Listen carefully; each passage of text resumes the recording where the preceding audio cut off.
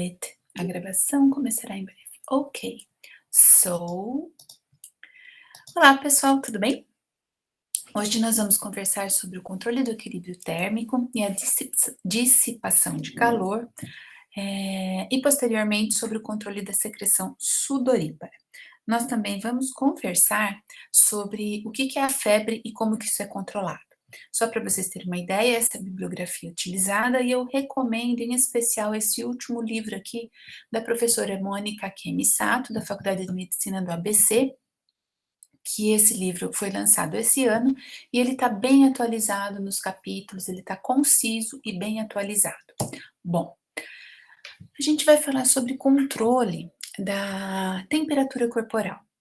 E hoje, né, com a pandemia do Covid, se tornou uma coisa diária na nossa vida, à medida de um dos sinais vitais. Como sinais vitais, normalmente vocês vão ver que a gente vai estar numa enfermaria e vai aferir pressão arterial, frequência cardíaca, verificar a saturação de oxigênio, em alguns casos contar a frequência respiratória e verificar como que está a temperatura corporal.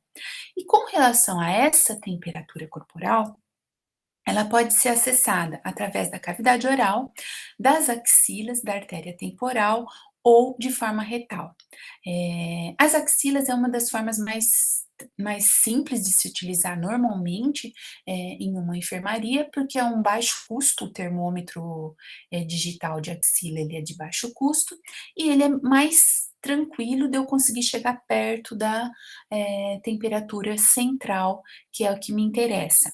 Cavidade oral. Se eu colocar só a pontinha do bulbo do termômetro na boca, ela nem é fidedigna, porque eu preciso de colocar esse termômetro lá no meio da cavidade oral, da cavidade bucal, para eu ter uma temperatura correta. Muitas vezes isso pode causar ânsia na pessoa, então ela não é muito utilizada normalmente. A das axilas ainda é a melhor. Com os termômetros por infravermelho, a da artéria temporal é muito utilizada, principalmente agora com a pandemia da Covid, em espaços que não são espaços hospitalares ou de enfermaria. E a temperatura retal, ela normalmente não é utilizada pelo inconveniente de acesso, a menos que a pessoa esteja numa situação de uma UTI, por exemplo. Então, o que que eu tenho? Nessa temperatura, né, acima de 41 graus é considerado uma hipertermia, até uns 39, 40, uma febre alta, de 37,6 a 40, febre, 36 a 37,5 é temperatura corporal normal, e é importante a gente falar que 37,5 é temperatura corporal normal, porque muitas vezes deu perto de 37, tá com febre, e não é isso, não é, e mais para frente eu vou falar sobre a febre. E a hipotermia seria de 35 graus abaixo disso. É importante a gente saber também que, dependendo do local que eu fiz a medida, eu posso ter diferenças sobre essa vírgula dos 37. E vai estar normal, por exemplo, temperatura retal de 38 pode ainda ser considerado não febre, vai estar normal. Então depende muito também da onde que eu peguei, porque a temperatura retal ela me mostra exatamente como que está a temperatura central do corpo, temperatura da axila, não necessariamente a temperatura central de forma tão real. Bom, mas por que será que eu preciso regular, controlar a temperatura corporal? Qual seria a importância de eu fazer um controle desta temperatura? Principalmente, impedir aumentos acentuados da nossa temperatura corporal, porque a nossa atividade enzimática ela depende de uma temperatura bem ótima para que essas enzimas atuem. E o nosso corpo ele tem uma temperatura enzimática ótima, para essa atividade entre 36,5, 41, 42. A partir daí eu posso ter desnaturação de proteínas. Temperaturas mais baixas, o nosso corpo consegue processar isso até que melhor, porque eu não desnaturo proteínas. Tanto é que eu utilizo, em alguns países, abaixar a temperatura do paciente para preservar a vida. Em alguns processos cirúrgicos, eu abaixo a temperatura e eu consigo processar, preservar tecidos nobres, como o miocárdio, como o encéfalo.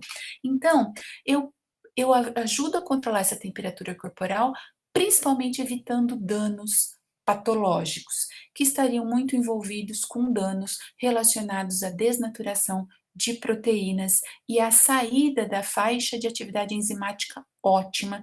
E a gente, na verdade, é um grande laboratório químico para as diversas ações e reações químicas que temos dentro do corpo. Os hormônios, né, eles têm uma atividade enzimática grande, e só para a gente ter uma noção sobre isso, temperaturas elevadas, acima daquilo que é o intervalo considerado normal, ela pode denaturar proteína. Hipotermia, se ela for leve, eu só vou estar com a sensação de frio. Agora, se ela for muito acentuada, eu posso ter inclusive parada cardíaca. E o principal objetivo dos nossos mecanismos de controle de temperatura corporal é manter a temperatura central do corpo próxima dos 37 graus centígrados. À medida que eu me afasto dessa temperatura central, eu posso ter na periferia um outro tipo de temperatura. Desde que a parte central fique preservada, eu estou conservando a vida. Nesses dias bem frios que tivemos recentemente, a parte mais externa, mãos e pés, elas tinham uma temperatura, se eu fosse só tentar ver o que está acontecendo na superfície das mãos ou dos pés, uma temperatura inferior à temperatura central do nosso corpo. E essa manutenção da temperatura central, ela é importante para a manutenção da vida. Se a temperatura central subir, eu vou ativar mecanismos para fazer a perda desse calor. E se a temperatura central ficar diminuída, eu vou fazer o quê? Produzir calor. Então, eu sempre vou estar, né, meus mecanismos fisiológicos, eles vão estar pesando, né, no equilíbrio dinâmico para tentar ficar quase naquele 36,5, 37,5, sempre ali. Eu vou fazer um balanço entre perder, ganhar, perder, ganhar, perder, ganhar o tempo todo para manter aquela estabilidade. Então, ele é um equilíbrio dinâmico. Se eu entrei, a temperatura central diminuiu um pouquinho, eu vou produzir calor, eu vou produzir tremor, eu vou fazer termogênese, eu vou aumentar o isolamento térmico, e se a temperatura central aumentou um pouco, eu vou produzir suor para liberar calor, ou eu vou diminuir o isolamento térmico do meu corpo para liberar calor. Então é um balanço, e eu faço de tudo para manter o mais equilibrado possível no que é chamado de uma zona termoneutra, que é o tempo inteiro. A balancinha vai para lá, vai para cá, e eu coloco ela reajustando. Esse ponto de ajuste, né, ele é determinado por uma área hipotalâmica, que é a área pré-óptica anterior, e a gente já vai comentar sobre isso. Então, se eu precisar, eu produzo calor; se eu precisar, eu faço de tudo para perder calor. A homeotermia, para nós seres humanos, ela possibilita eu conseguir viver em ambientes com temperaturas bem distintas. Isso me dá autonomia no meio ambiente. É importante a gente lembrar, como profissionais da área da saúde, que crianças, principalmente recém-nascidos, até os 2 anos de idade, eles quase que não conseguem regular facilmente a sua temperatura corporal. Eles precisam de ajuda externa. Então, eles precisam de supervisão de um adulto. eles precisam de estar mais agasalhados, principalmente recém-nascidos, que não conseguem controlar, o hipotálamo deles nem está desenvolvido a esse ponto de conseguir fazer os ajustes necessários daquela balancinha. E idosos eles já têm uma queratinização maior da pele, eles vão perdendo a influência neural de os ajustes, os termorreceptores para informar o sistema nervoso central, e eles não conseguem também diferenciar muito como que está a temperatura externa. Então, eles precisam de ajuda, eles precisam de supervisão e eles possuem uma menor capacidade dessa manutenção da temperatura corporal para essa balancinha. E como que isso é feito? O controle térmico, ele obedece a controles homeostáticos, né? Um equilíbrio dinâmico que sempre vai fazer o quê? Eu tenho uma faixa desejada, dentro dessa faixa desejada, nada acontece. Se sair da faixa desejada, eu tenho um sensor, um receptor, que vai enviar uma informação para o sistema nervoso central e ele vai comparar se isso está a mais ou a menos e determinar uma resposta através dos efetores para quê? Fazer essa variável voltar ao normal. Então, esse é um mecanismo clássico de feedback, no sentido de sempre que a temperatura corporal caiu, eu vou determinar ações efetoras para que essa temperatura aumente. Sempre que a temperatura corporal aumentou, eu vou determinar efetores para que essa temperatura volte ao normal, em especial a temperatura central. Então, quem faz o ajuste central é o hipotálamo, a área pré-óptica anterior do hipotálamo, e as aferências, quem leva a informação para esse hipotálamo são termorreceptores, tanto cutâneos quanto termorreceptores internos.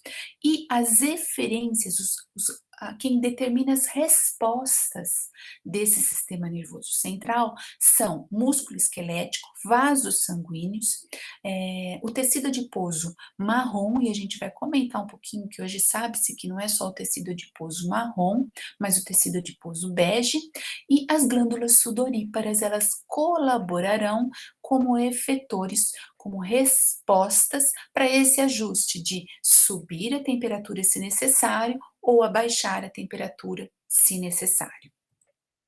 Então, como que isso é feito? Eu tenho vários sensores térmicos, tanto na pele quanto no interior do organismo, que vão responder a essas mudanças da temperatura. Eu tenho como aferências, informam o sistema nervoso, os termorreceptores da pele, que são terminações nervosas livres, e através da via espinotalâmica, que vocês vão estudar em detalhes, mais para frente, em outro módulo, elas informam o hipotálamo sobre a temperatura ambiente. E eu também tenho termorreceptores internos, que levam até o hipotálamo informações da temperatura central do corpo. Então, eu tenho esses termorreceptores no próprio encéfalo, nessa área pré-óptica anterior, na medula espinal e nos músculos esqueléticos estriados e em vasos de grande calibre, vasos principalmente no tórax e no abdômen. Essas informações chegam até o hipotálamo na área pré-óptica anterior, que é o grande centro integrador da temperatura corporal. E como efetores, quem vai responder a como melhorar essa temperatura central, eu tenho circulação por vasoconstrição ou vasodilatação, as glândulas sudoríparas produzindo mais suor ou não, os músculos esqueléticos contraindo, aumentando o tônus da musculatura, a gente se sente mais tenso no frio, ou inclusive fazendo o tremor da musculatura para gerar calor numa situação de frio. Então, eu tenho esses mecanismos termorreguladores dos vasos, dos músculos, da geração de calor pelo metabolismo, mas eu também tenho, principalmente para os seres humanos, os mecanismos comportamentais, que são muito potentes nessa regulação da temperatura corporal. Numa situação de calor, em dias quentes, procuro me banhar, eu procuro usar roupas mais leves, eu procuro uma fonte que faça vento, um ar-condicionado, um ventilador, me abano, procuro uma alimentação mais leve e líquidos em abundância, de preferência líquidos gelados, para ajudar nessa regulação da temperatura corporal. Outra questão é que no calor geralmente a gente se esparrama. Em contrapartida, em dias de frio, a gente procura bebidas quentes, chocolatinho quente, um chá, um café, sopas, alimentos que estejam mais quentes. Eu procuro me agasalhar, proteger o meu corpo, gorra, toco, protetor de orelha, luva, cachecol, agasalhos mais pesados, cobertores. Sempre uma fonte, ou um aquecedor elétrico, uma fogueira, uma lareira. E as nossas festas juninas, né, tem sempre uma fogueirinha ali para a gente ficar do lado e se aquecer. Então, os termorreguladores comportamentais, eles têm grande importância, porque eles ajudam nessa manutenção na temperatura corporal. E essa área pré-óptica anterior, ela fica no hipotálamo, e o hipotálamo é essa grande estrutura bem central do encéfalo, que coordena, né, ela recebe todas as aferências praticamente, ela coordena a função endócrina e ela é capaz de monitorar concentrações sanguíneas de nutrientes, concentrações sanguíneas de gases, a concentração hidrogeniônica e também a temperatura do sangue. E essa região ela fica próxima ali do quiasma óptico, a área pré-óptica anterior, na região hipotalâmica. Então, essa área pré-óptica anterior do hipotálamo, ela vai receber todas as aferências dos termorreceptores cutâneos e espinais, e ela vai produzir em alguns grupamentos de neurônios que respondem ao calor, a ativação de uma via que ativa o hipotálamo anterior, e esse hipotálamo anterior produz respostas para perder calor, vasodilatação e sudorese. Numa situação que a maior parte desses receptores da área pré-óptica anterior ativados são neurônios que identificam o calor. Por outro lado, se a maior parte desses neurônios da área pré-óptica anterior forem neurônios que respondem ao frio, eu vou ativar o hipotálamo posterior e produzir respostas que retenham calor. Ativar a termogênese, ativar o tremor, a contração muscular, ativar a vasoconstrição. Então, isso é o que vai acontecer sempre que eu tiver, né, ativação desses termorreceptores da periferia e os receptores internos do próprio encéfalo, da medula espinal e do tronco encefálico, eles vão determinar a ativação dessa área pré-óptica anterior do hipotálamo. Então, pessoal, a gente continua no próximo bloco, para nossa aula não ficar muito longa, e até breve.